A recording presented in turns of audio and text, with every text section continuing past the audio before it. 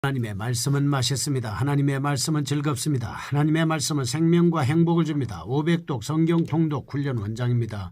여수 살리는 교회 임기환 목사가 하나님의 말씀을 봉독하고 전하는 시간입니다. 함께 하시면 기적이 일어납니다. 알람을 설정하시면 좋겠습니다.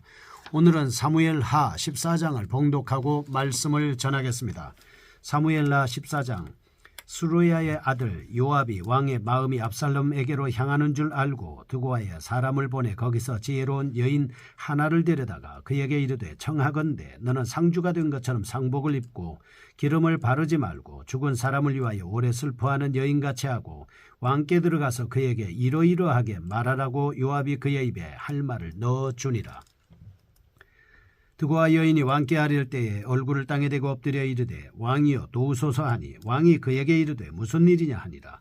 대답하되, 나는 진정으로 과부니이다. 남편은 죽고 이 여종에게 두 아들 둘이 있더니 그들이 들에서 싸우나 그들을 말리는 사람이 아무도 없으므로 한 아이가 다른 아이를 쳐 죽인지라. 온 족속이 일어나서 당신의 여종 나를 핍박하여 말하기를, 그의 동생을 쳐 죽인 자를 내놓으라. 우리가 그의 동생 죽인 죄를 갚아 그를 죽여 상속자 될 것까지 끊겠노라 하오니, 그러한즉 그들이 내게 남아있는 숯불을 꺼서 내 남편의 이름과 씨를 세상에 남겨두지 아니하겠나이다 하니, 왕이 여인에게 이르되, 내 집으로 가라. 내가 너를 위하여 명령을 내리리라 하는지라. 드고아 여인이 왕께 아뢰되, 내 주 왕이여, 그 죄는 나와 내 아버지의 집으로 돌릴 것이니 왕과 왕위는 허물이 없으리이다. 왕이 이르되, 누구든지 내게 말하는 자를 내게로 데려오라. 그가 다시는 너를 건드리지도 못하리라 하니라. 여인이 이르되, 청하건대 왕은 왕의 하나님 여호와를 기억하사 원수 갚는 자가 더 죽이지 못하게 하옵소서. 내 아들을 죽일까 두렵나이다 하니, 왕이 이르되, 여호와께서 살아계심을 두고 맹세하노니 내 아들의 머리카락 하나도 땅에 떨어지지 아니하리라 하니라. 여인이 이르되, 청하건대 당신의 여종을 용납하여 한 말씀을 내 주 왕께 여쭙게 하옵소서 하니, 그가 이르되, 말하라 하니라. 여인이 이르되, 그러면 어찌하여 왕께서 하나님의 백성에게 대하여 이 같은 생각을 하셨나이까? 이 말씀을 하심으로 왕께서 죄 있는 사람같이 되심은 그 내쫓긴 자를 왕께서 집으로 돌아오게 하지 아니하심이니이다. 우리는 필경 죽으리니 땅에 쏟아진 물을 다시 담지 못함 같을 것이오나, 하나님은 생명을 빼앗지 아니하시고 방책을 베푸사 내쫓긴 자가 하나님께 버린 자가 되지 아니하게 하시나이다. 이제 내가 와서 내 주 왕께 이 말씀을 여쭙는 것은, 백성들이 나를 두렵게 하므로 당신의 여종이 스스로 말하기를, 내가 왕께 여쭈오면 혹시 종이 청하는 것을 왕께서 시행하실 것이라. 왕께서 들으시고 나와 내 아들을 함께 하나님의 기업에서 그늘차에 손으로부터 주의 종을 구원하시리라 함이니이다. 당신의 여종이 또 스스로 말하기를, 내 주 왕의 말씀이 나의 위로가 되기를 원한다 하였사오니, 이는 내 주 왕께서 하나님의 사자같이 선과 악을 분간하심이니이다. 원하건대 왕의 하나님 여호와께서 왕과 같이 계시옵소서. 왕이 그 여인에게 대답하여 이르되, 바라노니 내가 내게 묻는 것을 내게 숨기지 말라. 여인이 이르되, 내 주 왕은 말씀하옵소서. 왕이 이르되, 이 모든 일에 요압이 너와 함께하였느냐 하니, 여인이 대답하여 이르되, 내 주 왕의 살아계심을 두고 맹세하옵나니 내 주 왕의 말씀을 좌로나 우로나 옮길 자가 없으리이다. 왕의 종 요압이 내게 명령하였고 그가 이 모든 말을 왕의 여종의 입에 넣어 주었사오니, 이는 왕의 종 요압이 이 일의 형편을 바꾸려 하여 이렇게 함이니이다. 내 주 왕의 지혜는 하나님의 사자의 지혜와 같아서 땅에 있는 일을 다 아시나이다 하니라. 왕이 요압에게 이르되, 내가 이 일을 허락하였으니 가서 청년 압살롬을 데려오라 하니라. 요압이 땅에 엎드려 절하고 왕을 위하여 복을 빌고, 요압이 이르되, 내 주 왕이여, 종의 구함을 왕이 허락하시니 종이 왕 앞에서 은혜 입은 줄을 오늘 아나이다 하고, 요압이 일어나 거슬러 가서 압살롬을 데리고 예루살렘으로 오니, 왕이 이르되 그를 그의 집으로 물러가게 하여 내 얼굴을 볼 수 없게 하라 하며, 압살롬이 자기 집으로 돌아가고 왕의 얼굴을 보지 못하니라. 온 이스라엘 가운데서 압살롬같이 아름다움으로 크게 칭찬받는 자가 없었으니 그는 발바닥부터 정수리까지 흠이 없음이라. 그의 머리털이 무거움으로 연말마다 깎았으며, 그의 머리털을 깎을 때에 그것을 달아본즉 그의 머리털이 왕의 저울 200세겔이었더라. 압살롬이 아들 셋과 딸 하나를 낳았는데 딸의 이름은 다말이라. 그는 얼굴이 아름다운 여자더라.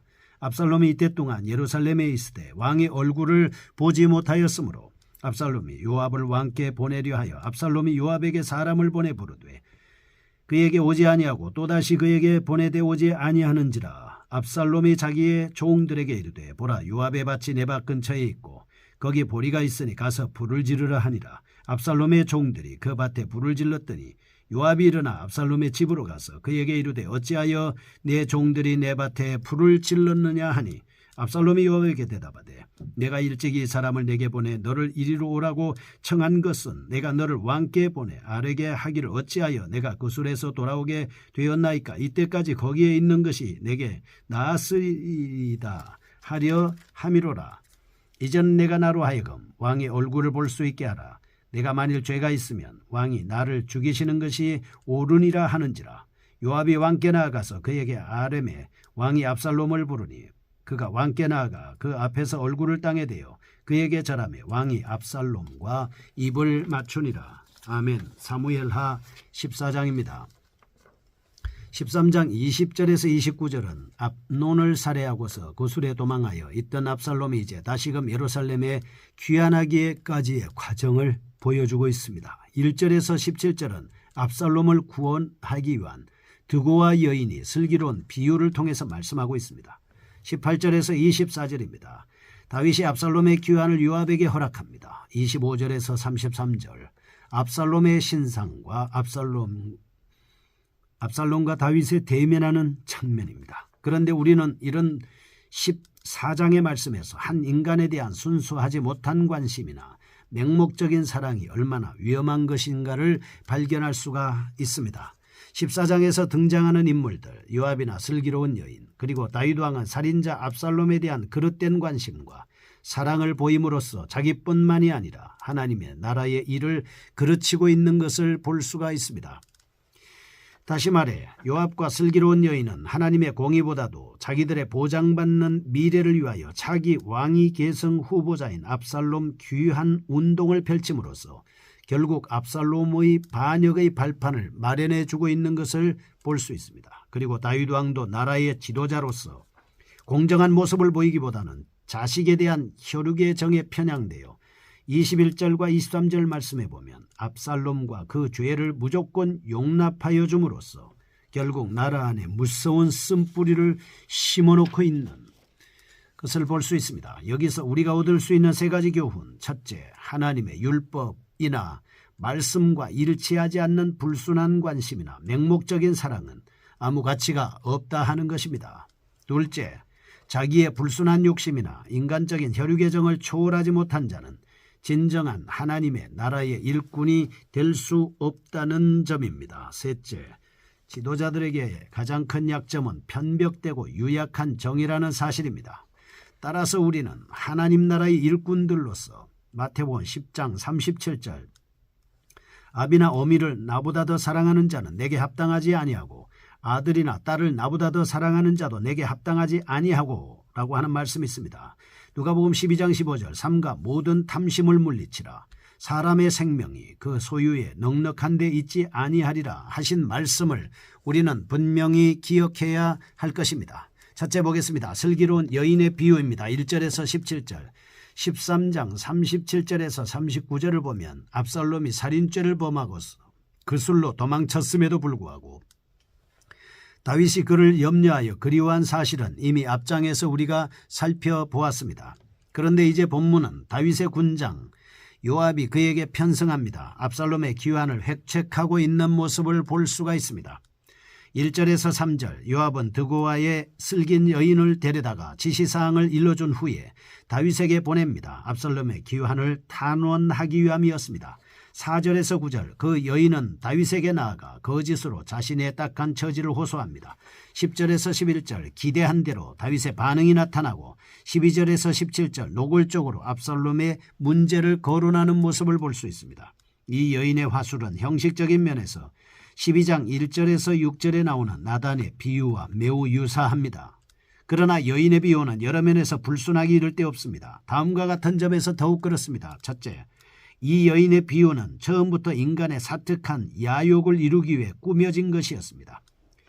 3절에서 요압이 자기의 명예와 권력의 유지를 위해 여인에게 사주한 것을 볼 수 있습니다. 둘째, 이 여인의 비유는 시종일관 진리를 흐리게 하며 다윗의 유약성에 호소하고 있다 하는 것입니다. 그래서 6절, 7절, 10절에서 이 여인은 자기의 목적인 압살롬의 귀환을 성사시키기 위해 하나님의 율법을 도외시하고 다윗 왕의 혈육의 정에만 호소하고 있는 모습을 볼 수 있습니다. 셋째, 이 여인의 비유는 아첨으로 채워져 있습니다. 이 여인은 자기의 잘못을 된 목적을 달성하기 위해서 다윗 왕을 가리켜 하나님의 사자라고 하는 등 아첨을 다했던 겁니다. 넷째, 결과적으로 18절에서 24절 말씀에 나오는 이 여인의 비유는 압살롬의 귀환을 가능하게 했습니다. 훗날 압살롬이 반란을 태동케 하게 된 원인이 되었다, 이렇게 볼 수 있습니다. 결론적으로 이상에서 우리는 여러 가지 사실을 깨닫게 됩니다. 아무리 지혜가 출중하고 탁월하다 하더라도 사특한 야욕에서 나오는 것은 거짓과 아첨일 뿐이라는 사실입니다. 두 번째 보겠습니다. 18절에서 24절. 18절에서 20절은 슬기 있는 여인의 비유를 들은 다윗 왕이 요압에게 압살롬의 귀환을 허락하는 장면입니다. 여인의 말을 들은 다윗은 그 배후에 요압의 술수가 작용하고 있음을 직감하고 이를 확인했습니다. 21절에서 23절 말씀은 요압에게 압살롬의 귀환을 허락합니다. 마침내 압살롬은 그 술에서 예루살렘으로 돌아오게 되지요. 24절, 그러나 다윗은 한 가지 부대 조처를 취합니다. 압살롬과 상면을 금한 것입니다. 평소 지혜롭고 공의로웠던 다윗 왕의 모습과는 달리 그의 어리석은 모습을 보여주고 있습니다. 다윗은 여기에서 자기의 조치가 엄청난 재앙을 불러들일 것이라는 사실을 미처 깨닫지 못하고 섣불리 압살롬의 귀환을 허락하고 만 것입니다. 평소 지혜로운 그가 이처럼 앞을 내다보지 못하고 어리석은 허락을 내린 데 대해는 무엇보다도 압살롬에 대한 혈육의 정이 크게 작용했다 하는 것을 볼 수 있습니다. 뿐만 아니라 슬기 있는 여인의 간지러운 아첨이 어느 정도 그 예리한 이상을 둔감하게 만들었다고 볼 수 있습니다. 그러나 다윗은 분명 이러한 어리석은 허락을 내리기 전에 먼저 하나님의 뜻을 알아야 했습니다. 즉 그가 이전에 우림과 둠밈을 통해서 하나님의 뜻을 깨닫게 함으로써 형통할 수 있었던 것처럼 17절과 20절에 이번에도 압살롬에 대한 하나님의 뜻이 무엇인지 신중하게 알아보았어야 했습니다. 그러나 이번에 그는 하나님의 뜻보다는 자기의 감정에 따라서 행동함으로써 어리석은 모습을 보이고 만 것입니다. 이런 사실을 통해서 첫째, 중생한 자의 감성과 이성도 완전한 것은 아니다. 둘째, 성도의 감정적인 행위는 결코 바람직하지 않다는 사실. 셋째, 인간의 유약한 점과 특히 좋은 아첨은 인간의 지혜를 흐리게 한다는 사실을 볼 수가 있습니다. 성도는 어떤 문제에 있어서든 가부간의 결단을 요구할 때 결코 자기의 감정이나 주변 사람들의 듣기 좋은 소리에 귀를 기울여서는 안 된다. 하나님의 말씀을 읽고 말씀의 기초에서 깨달아야 된다 하는 것입니다. 세 번째입니다. 26절에서 33절 다윗과 압살롬의 대면입니다. 28절에는 압살롬이 3년간 망명생활 끝에 예루살렘으로 귀환하기는 했지만 2년 동안 다윗의 얼굴을 대면하지 못했습니다. 25절에서 27절 먼저 압살롬의 신상에 대해서 설명하고 있습니다. 아마 이는 다음 장에서 압살롬이 이스라엘 백성들의 마음을 끌 수 있었던 요인 중 하나가 그의 탁월한 신상이었음을 알려주고 있습니다. 29절에서 32절 압살롬이 요압에게 다윗과의 화해를 주선해 주도록 술수를 부리고 있는 장면. 33절은 마지막으로 마침내 압살롬이 다윗 앞에 나아가 화해하는 장면을 볼 수 있습니다. 그런데 이상에서 우리는 압살롬의 외모와 그의 행실이 너무나도 대조적이라는 사실을 발견할 수 있습니다. 백성들에게 신비로운 멋을 보여주고 있는 이 칭찬받을 만큼 탁월한 이 머리털을 가지고 있습니다. 28절에서 33절 그러나 이 훌륭한 외모의 소유자 압살롬은 예루살렘에 돌아온 후에도 자기의 죄를 회개할 줄 몰랐습니다. 자기의 입신 출세만을 갈망했습니다. 그리하여 갈망 속에서 그는 다윗과의 가식적인 화해를 시도했습니다. 그 과정에서 요압의 밭에 불을 지르기까지 하는 장면을 볼 수 있습니다. 우리는 이러한 본문의 말씀을 통해서 다음과 같은 점을 볼 수 있습니다. 인간의 외모, 인격과 일치하지 않는다. 그리고 외모가 출중하더라도 인격이 망가진 사람들이 있다 하는 사실을 통해서 외모로 사람을 판단하는 것이 아니라 우리는 중심으로 사람을 판단해야 하겠습니다.